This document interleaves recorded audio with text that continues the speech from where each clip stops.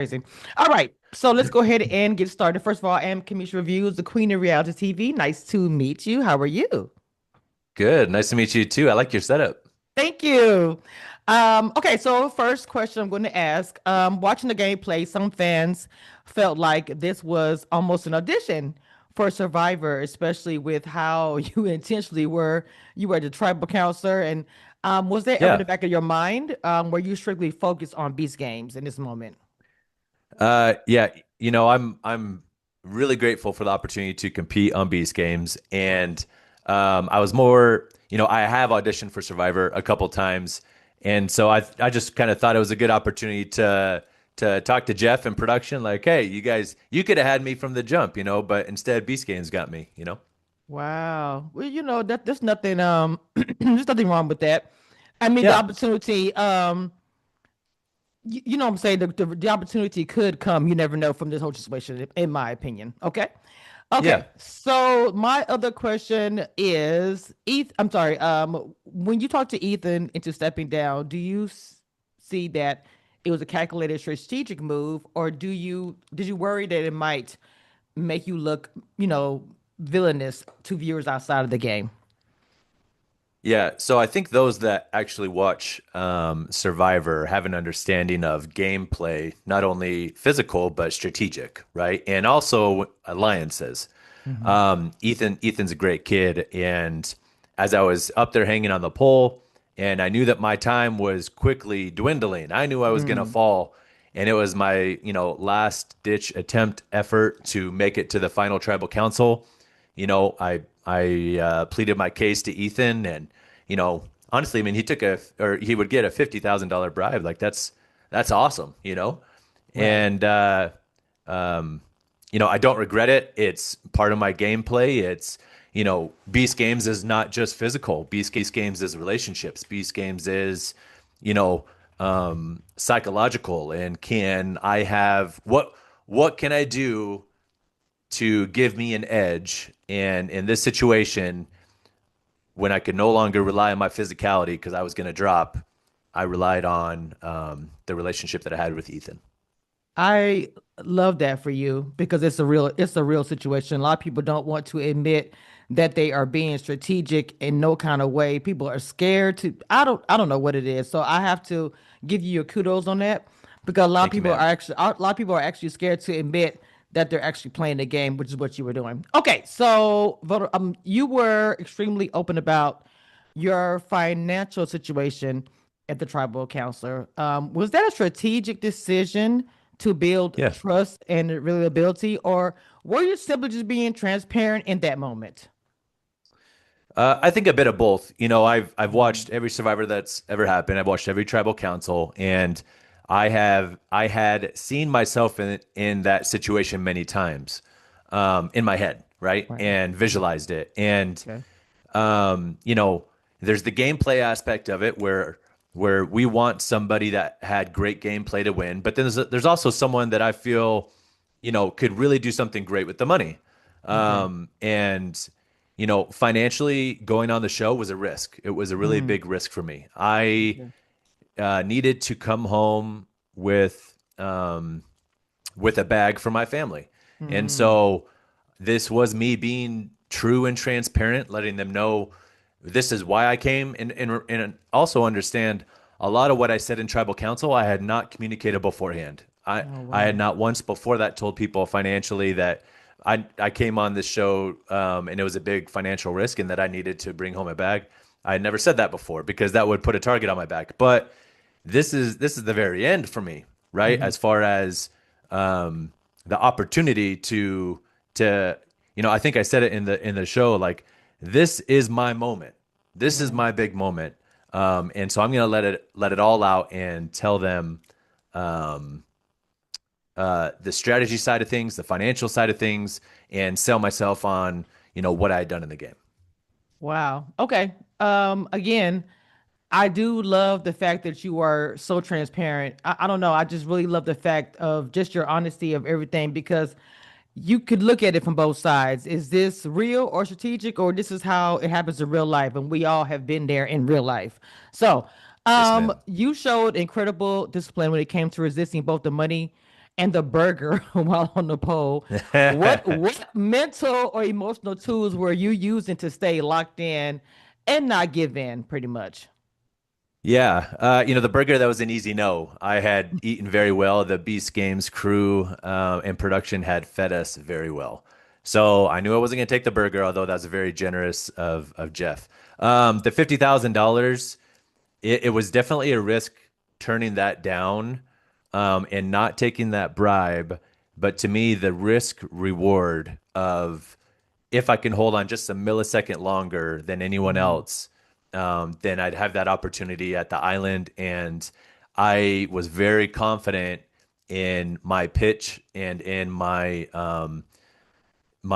resume up to that point, And so it didn't even cross my mind to take the 50K, not at all. wow. Wow. Okay. Well, you be honest about that as well.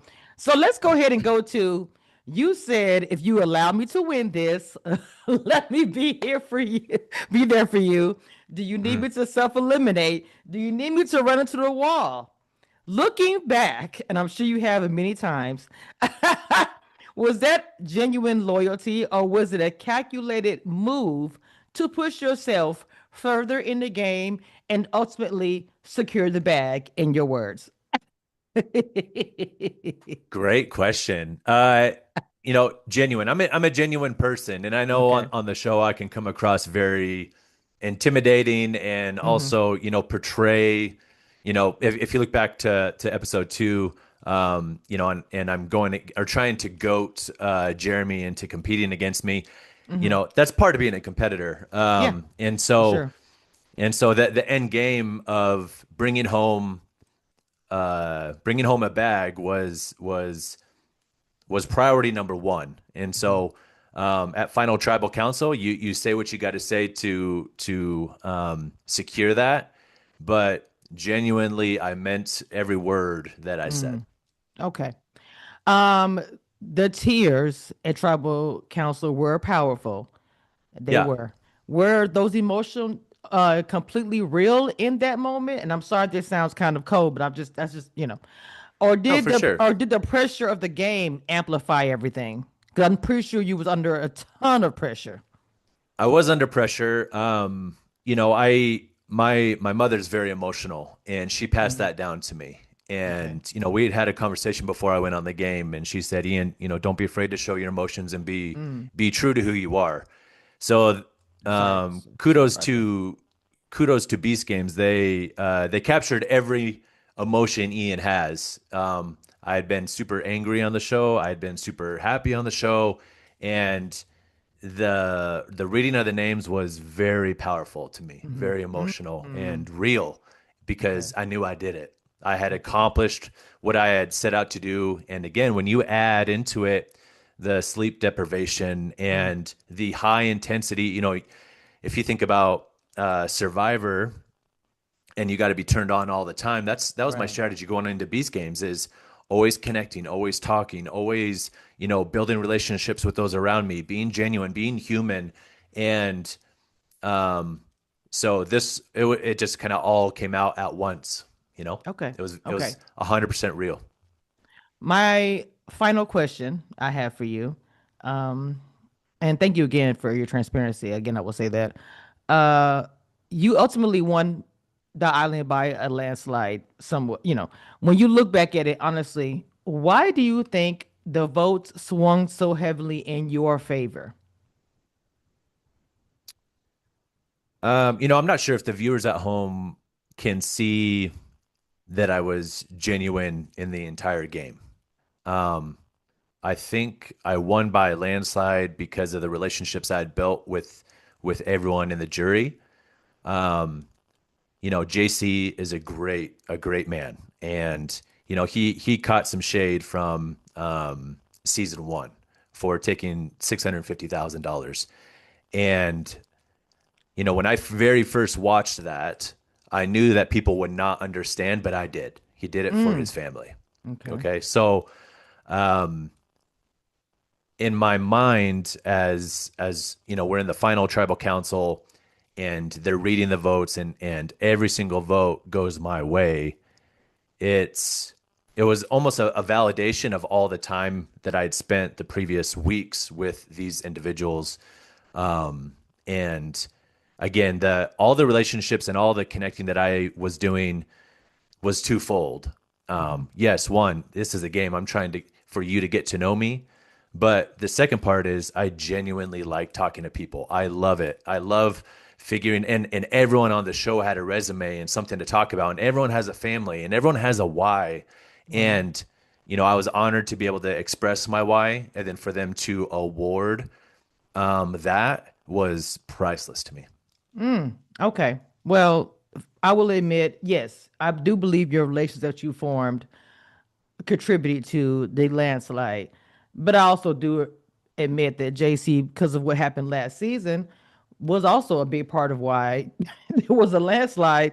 But your relationships were pretty genuine, and we saw it. We did for the few that episodes have aired so far. That you have built these relationships, and I do believe that was a big part of it. Like I would say, 80% of it. Thank you, man. But I'm pretty sure it made it a little bit easier. The fact that JC was kind of the villain. And so, hey, you know what? We're not giving him anything else. um, Thank you for your time. Even watching you on the show, you played the game very, very well. And not only Mm. that, you took emotions out of it, even though you are an emotional person. I'm not sure how you did that, but when it came to the game, you took the emotions out, in my opinion. So, but thank you again for your time. This was a great interview. Enjoyed talking to you. Congratulations on the island. Well deserved. Thank you, Great ma'am. speech. Happy you was able to also get to do the survivor things. I didn't really ask you about that because I was so into the other stuff, but Yeah. that seemed very exciting. Oh man, it was the surprise of a lifetime. Pulling up in the boat and seeing Jeff, I had no idea, Right. and I was beside myself. I think, yeah, I think everybody's gonna be, super hyped by that. But anyway, thank you for your time.